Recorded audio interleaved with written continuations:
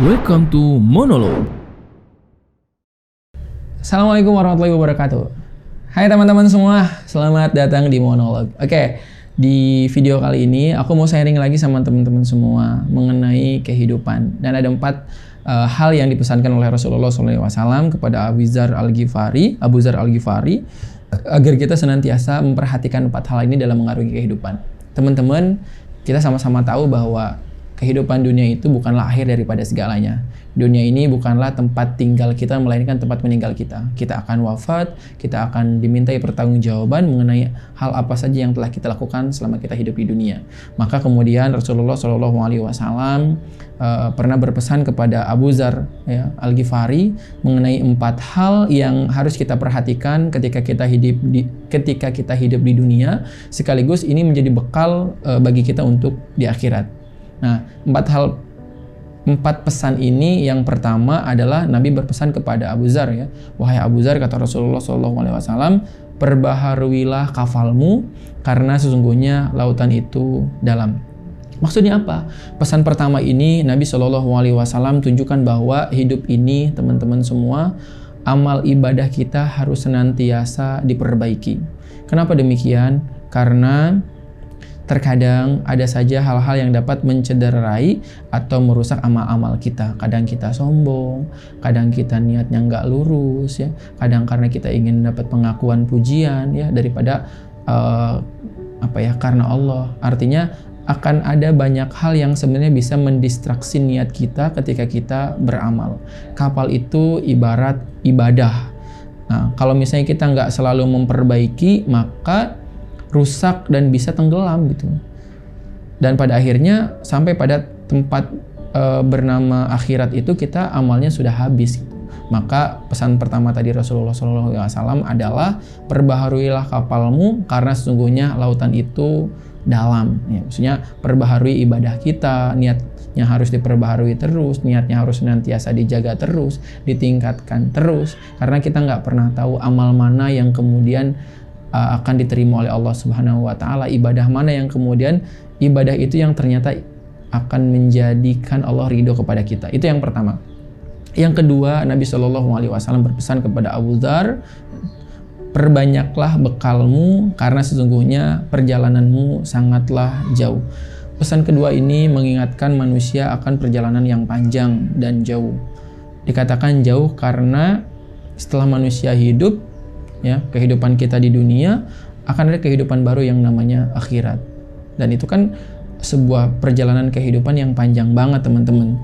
Bayangin aja ketika kita hidup di dunia, itu kan bagaikan 1000 tahun di akhirat gitu. Oh, mohon maaf ya, kebalik mungkin ya, 1 tahun di akhirat sama dengan 1000 tahunnya di dunia. Itulah sebabnya kenapa Rasulullah SAW mengatakan bahwa perjalanan kehidupan manusia itu panjang banget, teman-teman.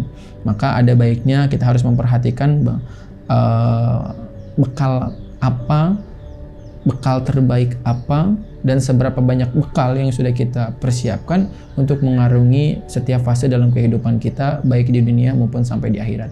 Jangan sampai kemudian kita menghabiskan sisa waktu kita di dunia hanya untuk berfoya-foya, hanya untuk mengejar kesenangan-kesenangan dunia. Teman-teman, kita hanya akan menjadi orang yang merugi banget ketika nanti di akhirat. Kita semuanya akan wafat, kita semuanya akan kembali kepada Allah Subhanahu wa taala, dan yang akan kita bawa adalah amal. Amal apa yang kemudian akan menjadi bekal untuk kehidupan kita selanjutnya. Pesan yang ketiga yang disampaikan oleh Rasulullah SAW kepada Abu Dzar Al-Ghifari adalah, kata Rasulullah, wahai Abu Dzar, ringankanlah barang bawaanmu karena sesungguhnya rintangan dan cobaan yang akan kau hadapi sangatlah berat.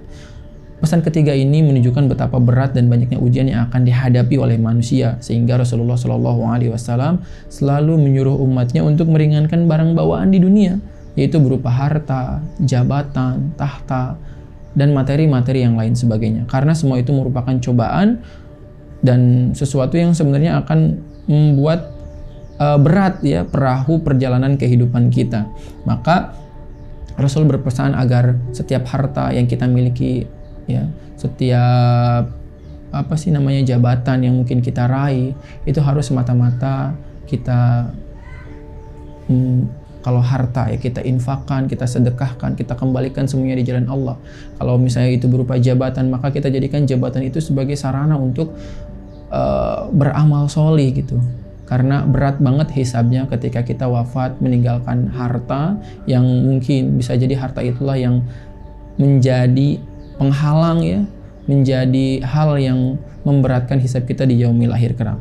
Nah, kemudian yang keempat, pesan Rasulullah SAW kepada Abu Dzar adalah bekerjalah dengan ikhlas karena sesungguhnya Allah Maha mengetahui apa yang terbesit dalam pikiran dan hatimu.